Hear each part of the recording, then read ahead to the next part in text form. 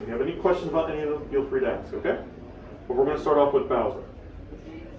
That's this big handsome lug right here.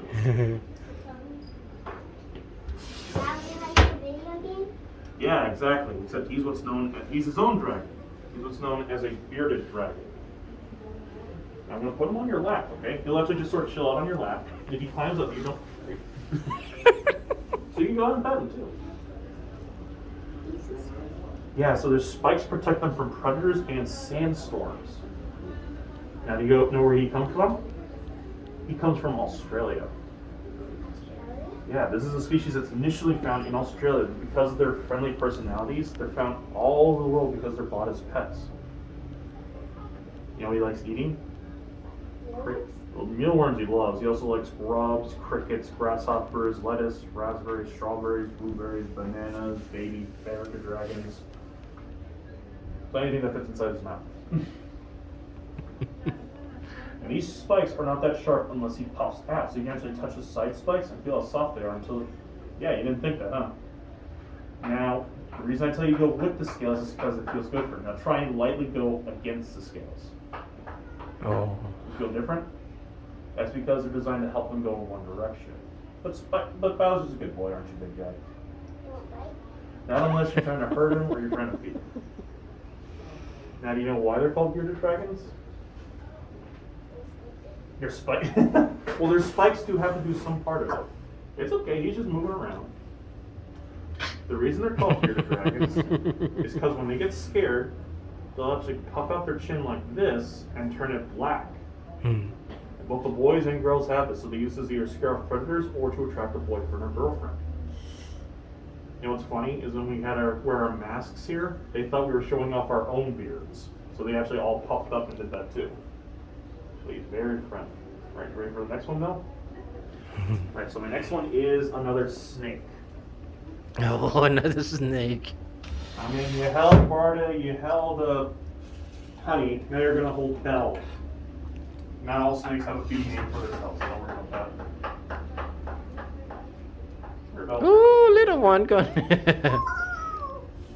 So this is something known as a rose boa. So you can actually spread your hands a little bit further apart. There you go. But keep your hands open, so like that. Can you open your hands a little bit? Like this. There you go. The reason you want to have your hands a little bit more open is so she doesn't feel constricted. Now here comes her face. She's just coming around to check you out. She will not bite you.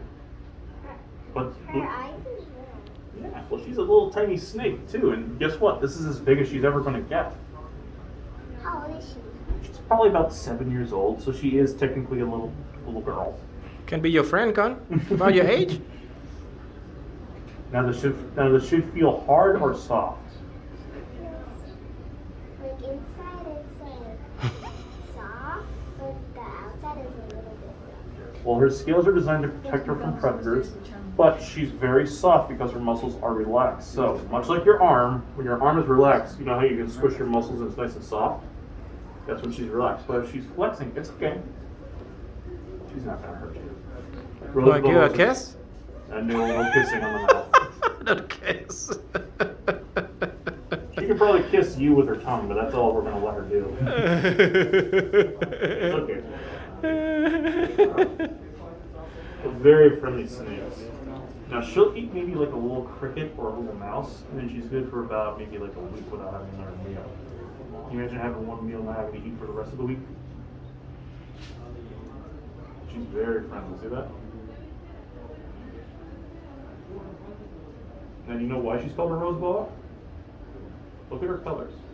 These are supposed to be like the colors that you would see of a rose. So sort of like a red rose, a white rose, a silver rose. She's called a boa because she likes squeezing her prey. So like kind of. Yeah, so she'll literally just give it the biggest hug that she can give and squish it. Now you ready for the next two? Alright, my next one is one you can't hold just because she does have sharp claws. Oh, sharp claws. But you can touch her. Her name is Anastasia. And she is from Russia. She is what's known as a Russian tortoise. So I can try and put her on your lap. want to. So move your hands. Well, and you can pet her shell if you want to. And I'll be right here to help hold her if she decides to walk.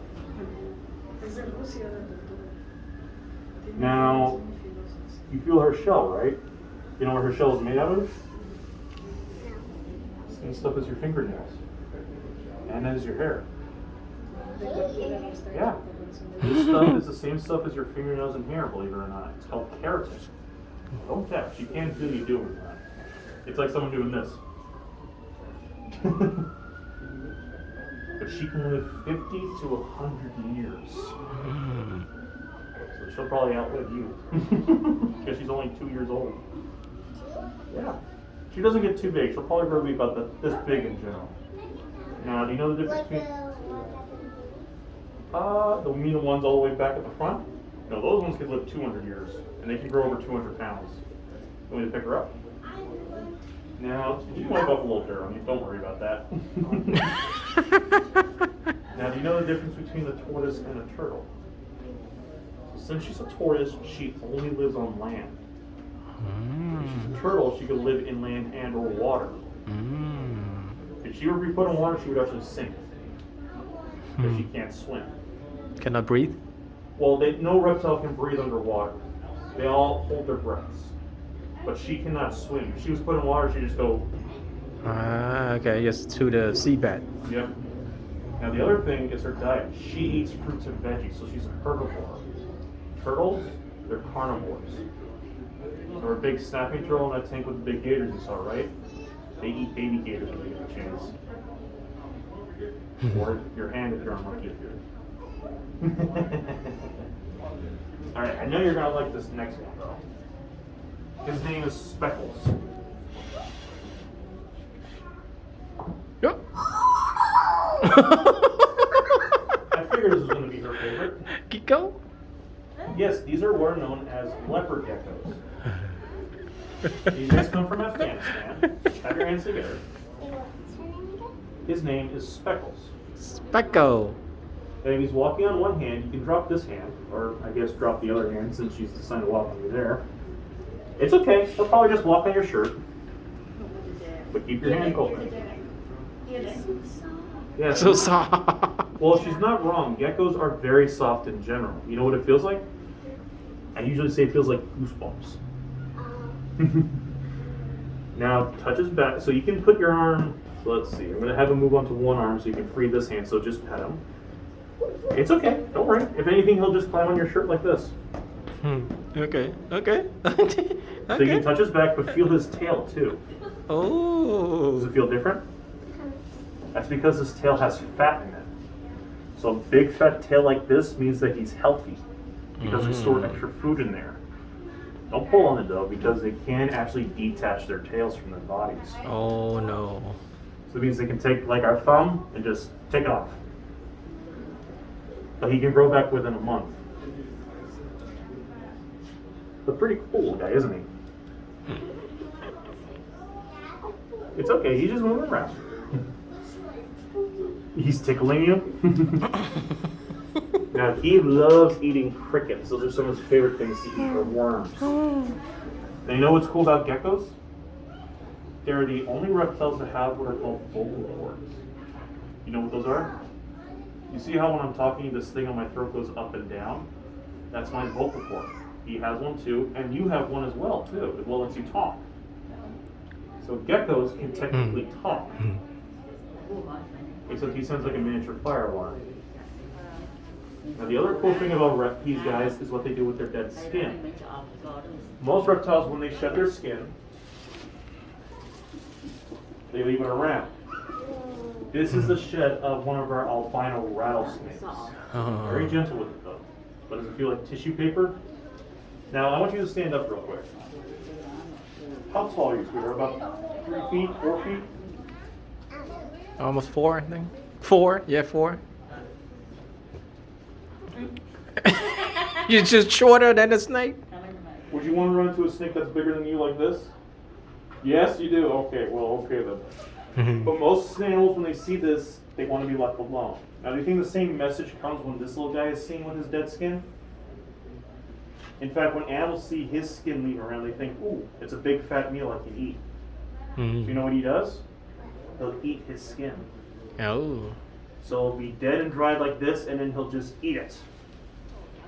I'm sure you have a few siblings that you know that would like to eat their own boogers too, so it's sort of similar to that as well. Like, no, I don't know.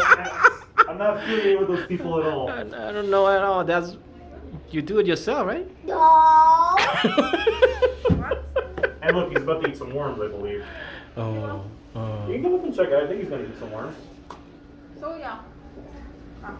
I think.